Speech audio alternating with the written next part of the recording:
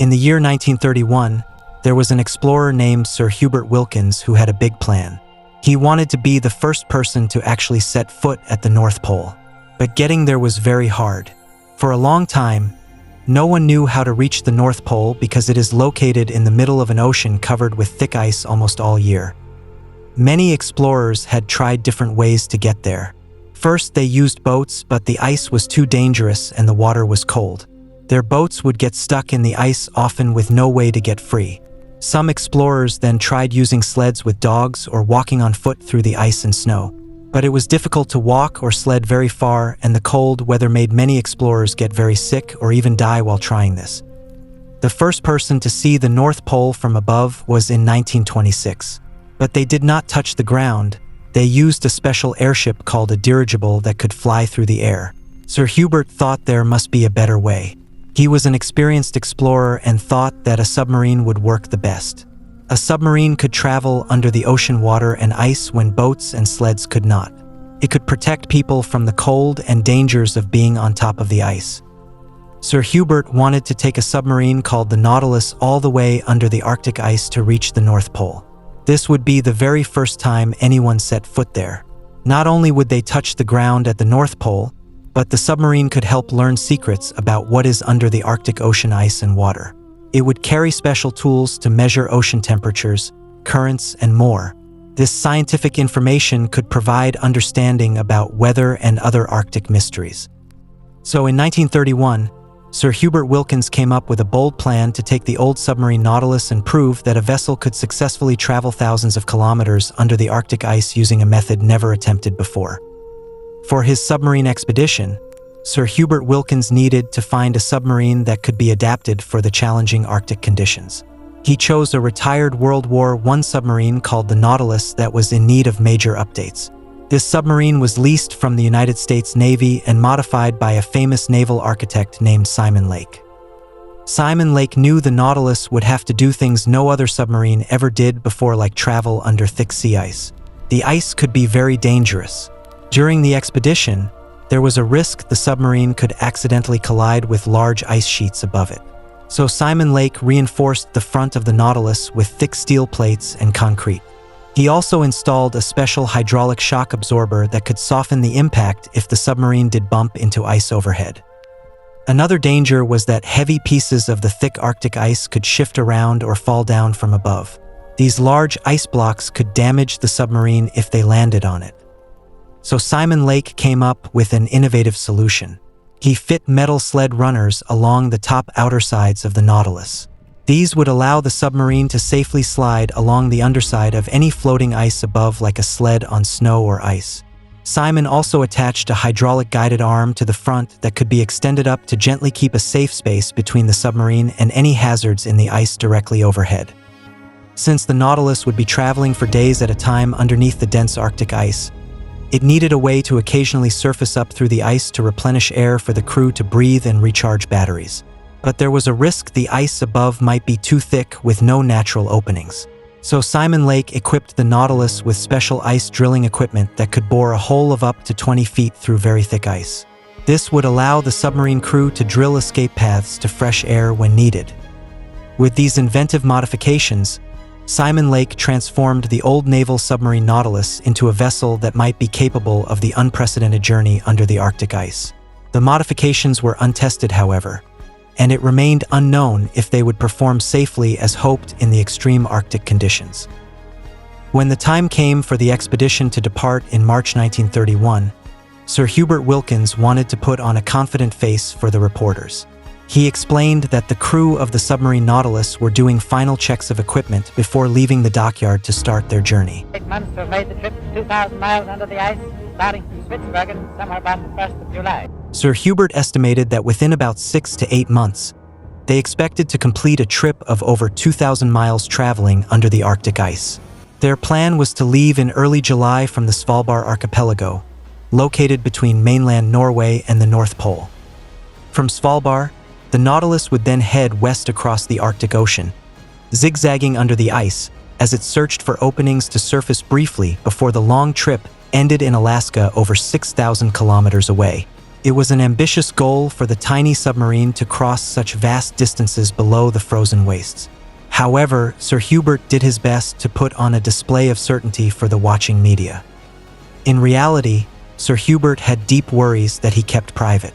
Many of the Nautilus's novel modifications by Simon Lake were completely untested, and some even seemed unnecessary or risky to Sir Hubert. He was unsure about the usefulness of the sled runners along the hull or the complex ice drilling equipment. Most concerning was the hydraulic shock absorber on the front. Sir Hubert feared this device, meant to soften ice impacts, could actually get lodged in the ice and trap the submarine if it collided with an ice sheet. Sir Hubert asked for an electrical sensor to be added that could measure ice thickness from below. This would help the crew decide when it was safe enough to surface up through the ice. However, Simon Lake refused this request as he had final say on any changes. As the submarine was leased from the Navy by Lake, Sir Hubert had little choice but to accept the vessel as it was, despite his unvoiced doubts about some of its experimental and untried features meant for Arctic travel underneath the frozen sea. Even before departing on the expedition, the problems with the Nautilus that Sir Hubert had feared began to arise.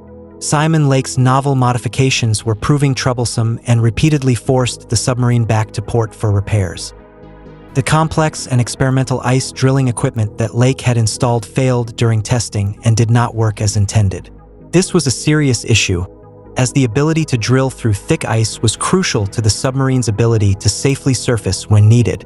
An independent engineering firm had to be brought in to thoroughly examine the drilling system and attempt to resolve its faults.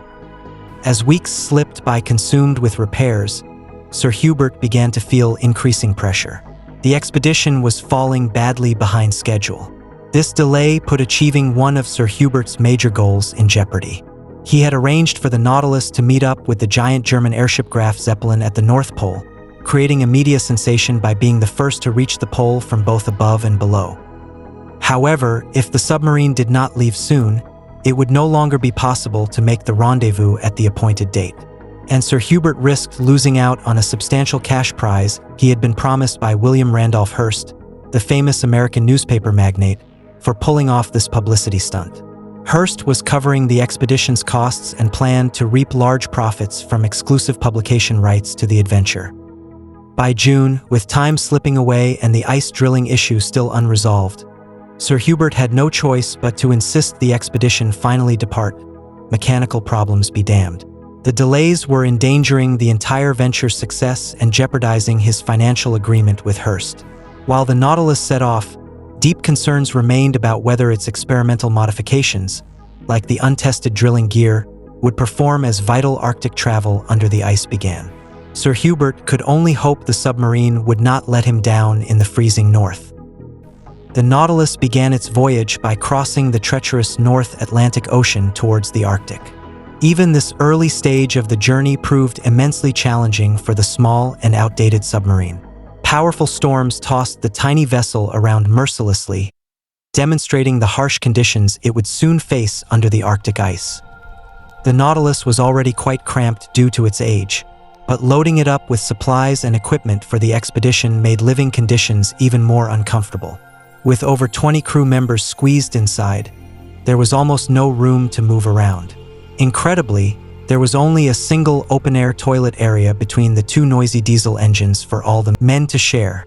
Most had to stand for their entire shift due to a severe lack of seating. A few narrow bunks were the sole place for crew members to try and rest. The constant rolling of the submarine caused terrible seasickness throughout the journey for nearly everyone on board. Then, in a truly disgusting situation, the bilge pump malfunctioned and failed to drain away the accumulating sewage, oil, and vomit, leaving it swilling around underfoot where the men had to stand all day.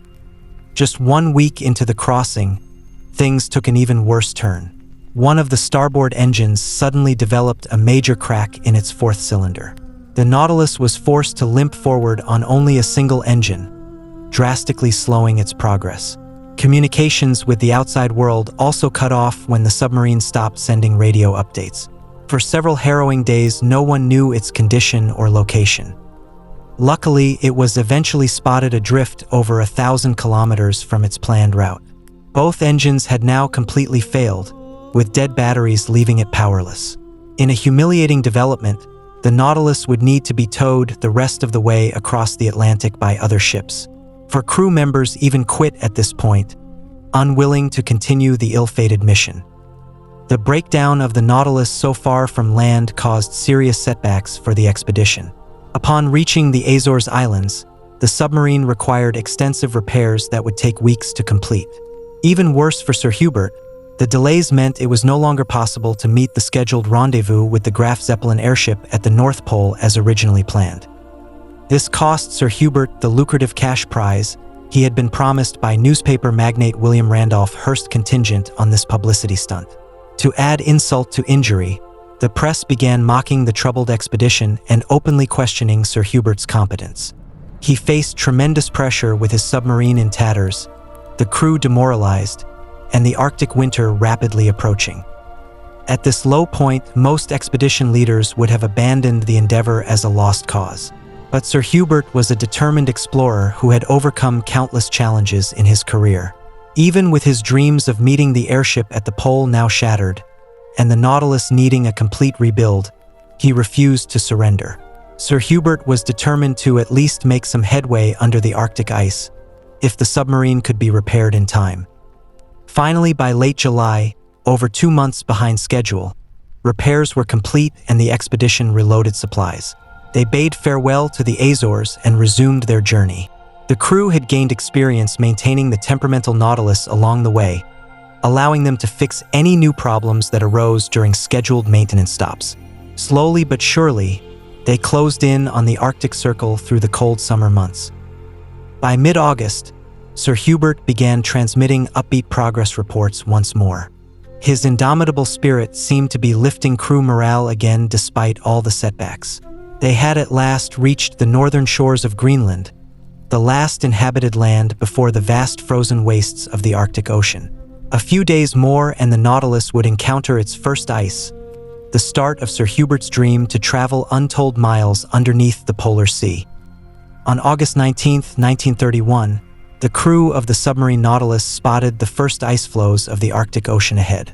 This marked the beginning of Sir Hubert Wilkins' goal to traverse over 1,000 miles under the frozen sea. To celebrate reaching this milestone, Sir Hubert allowed the men a rare break from the cramped conditions inside the submarine. They emerged onto the top of the ice to collect scientific samples and readings using new instruments. This data, such as discovering a layer of warmer water deep below the surface, provided exciting insights into Arctic weather patterns and wildlife. Newspapers back home eagerly published these discoveries, keeping interest in the expedition strong despite all the problems. For the next week, the Nautilus steadily picked its way through the ice field. The crew navigated using the periscope and steering controls modified for underwater travel. Sir Hubert sent cheerful reports as they progressed further north each day. By August 27th, they had covered over 500 miles under the ice, surpassing any other vessel before in these frigid northern waters.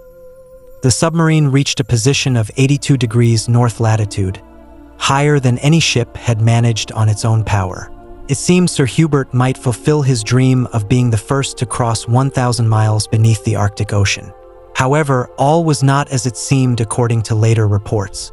Unbeknownst to the public, conditions inside the Nautilus had become desperately miserable. The aging submarine was never designed for polar exploration and lacked any insulation or heating. Freezing temperatures and miserable dampness took their toll on the crew's health. Food poisoning from tinned provisions was rampant.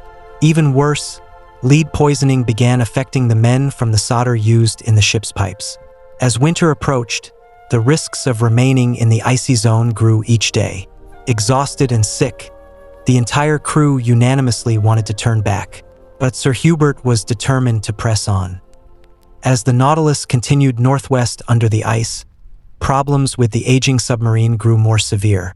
On August 22nd, Sir Hubert gave the order to dive deeper into the freezing Arctic waters.